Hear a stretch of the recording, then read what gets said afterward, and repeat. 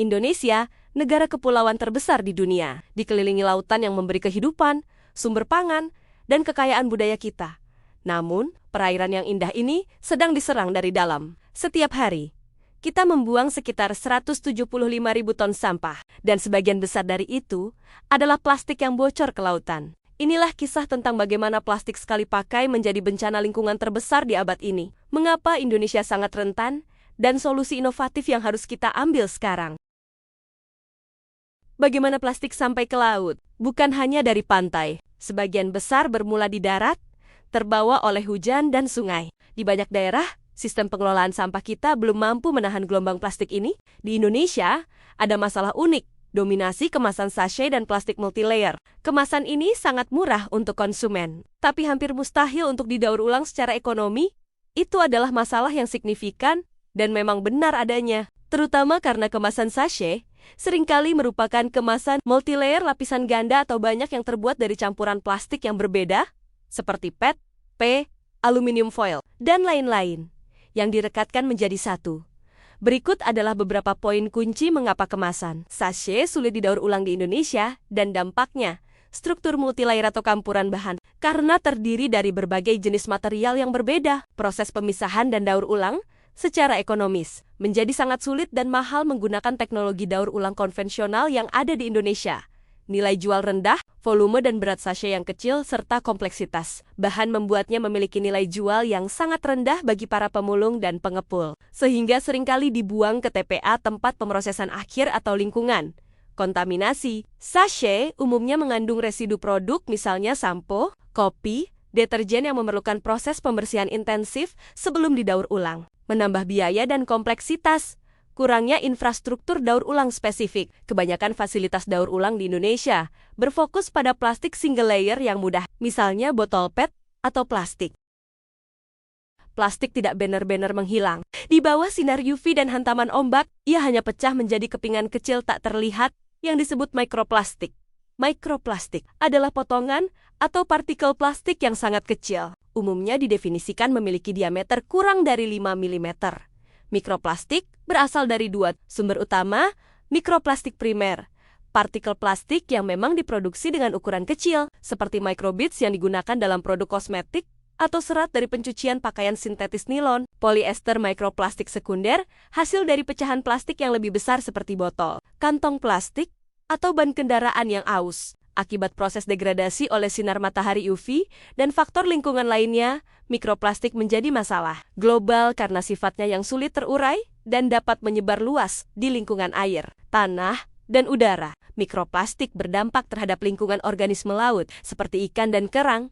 Seringkali mengira mikroplastik sebagai makanan. Hal ini menyebabkan gangguan pencernaan, reproduksi, dan dapat membawa bahan kimia beracun yang diserapnya, seperti POPs ke dalam rantai makanan, disebut juga bioaccumulation. Para peneliti telah menemukan mikroplastik di mana-mana, di terumbu karang, di air minum kemasan, di garam, bahkan di udara. Mereka membawa zat aditif kimia berbahaya yang dilepaskan ke lingkungan. Mikroplastik dapat masuk ke dalam tubuh manusia melalui konsumsi makanan atau minuman yang terkontaminasi atau menghirup udara. Ditemukan dalam berbagai organ tubuh. Mikroplastik diduga dapat mengganggu sistem endokrin hormon karena kandungan zat aditif kimia menyebabkan peradangan kronis pada usus dan paru-paru, berpotensi memicu masalah kesehatan jangka panjang lainnya seperti gangguan kekebalan tubuh dan risiko kanker. Studi menemukan rata-rata ikan di pasar Jakarta mengandung puluhan partikel mikroplastik. Ini artinya, setiap kali kita makan hidangan laut, kita berisiko menelan kembali jejak polusi kita sendiri.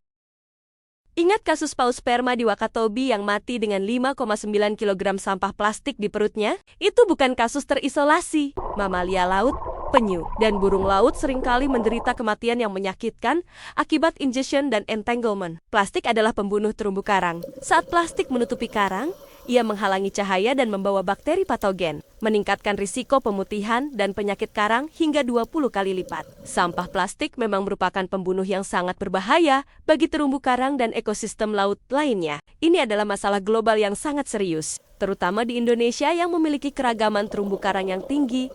Berikut, mekanisme kerusakan terumbu karang oleh plastik, menghalangi sinar matahari, sampah plastik, terutama yang berukuran besar seperti kantong atau bungkus, dapat menutupi permukaan karang. Karang membutuhkan sinar matahari untuk fotosintesis alga Symbion zooxanthellae yang hidup di jaringannya. Tanpa sinar matahari, karang akan kesulitan mendapatkan nutrisi dan bisa mati bleaching. Kerusakan fisik. Plastik yang terbawa arus laut dan bergesekan dengan terumbu. Karang dapat menyebabkan goresan atau abrasi pada struktur karang yang rapuh. Kerusakan fisik ini menciptakan luka dan merusak jaringan karang. Penyebaran penyakit. Plastik yang menempel pada karang dapat bertindak sebagai pembawa patogen organisme penyebab penyakit. Studi menunjukkan bahwa karang yang kontak dengan plastik memiliki risiko penyakit yang jauh lebih tinggi. Bisa sampai 20 kali lipat dibandingkan karang yang bersih. Infeksi ini dapat menyebabkan penyakit seperti White Syndrome atau penyakit Black Band yang berujung pada kematian. Mikroplastik. Sampah plastik yang terurai menjadi partikel sangat kecil mikroplastik juga mengancam. Meskipun ukurannya kecil, mikroplastik dapat tertelan oleh polip karang dan organisme laut lainnya yang menjadi bagian dari rantai makanan, mengganggu sistem pencernaan dan menghambat pertumbuhan. Pencemaran kimiawi. Plastik melepaskan bahan kimia aditif seperti pewarna, penstabil ke lingkungan laut saat terurai. Bahan kimia ini dapat mencemari air dan berpotensi menjadi racun bagi terumbu karang dan biota laut. Bencana plastik juga memukul ekonomi. Nelayan sering menghabiskan waktu menangkap sampah daripada ikan. Ini mengancam mata pencaharian mereka dan ketahanan pangan nasional. Industri pariwisata yang didorong oleh keindahan laut juga terancam. Siapa yang mau liburan ke pantai yang dipenuhi sampah? Masalah lingkungan memiliki dampak yang sangat signifikan dan negatif terhadap pariwisata laut.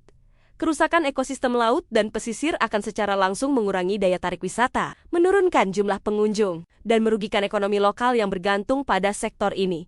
Berikut dampak utama masalah lingkungan pada pariwisata laut: penurunan estetika dan kualitas air, sampah laut, penumpukan sampah, terutama plastik di pantai dan perairan, membuat kawasan wisata menjadi kumuh, tidak nyaman, dan mengurangi keindahan visual. Wisatawan cenderung enggan berkunjung ke pantai yang kotor, seperti yang sering terjadi di beberapa pantai ikonik saat musim tertentu. Pencemaran air, limbah cair dari rumah tangga, industri, atau kapal pesiar mencemari laut, mengubah warna air bisa menjadi keruh atau menghitam, dan membuatnya berbahaya untuk berenang, snorkeling, atau aktivitas air lainnya.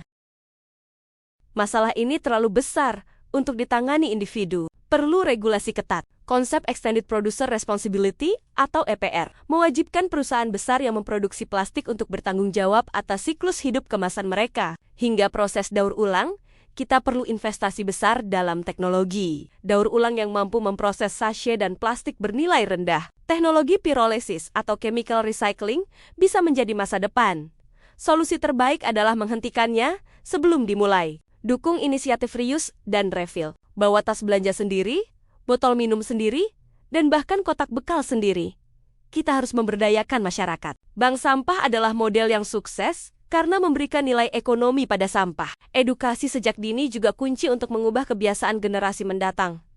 Di beberapa wilayah, kesadaran telah membuahkan hasil. Desa-desa telah melarang penggunaan plastik sekali pakai. Membuktikan bahwa perubahan skala kecil bisa menjadi inspirasi nasional, bencana plastik di laut adalah cerminan dari budaya buang kita. Lautan tidak punya waktu 1000 tahun untuk menunggu kita berubah. Aksi kita hari ini menentukan kesehatan bumi dan anak cucu kita.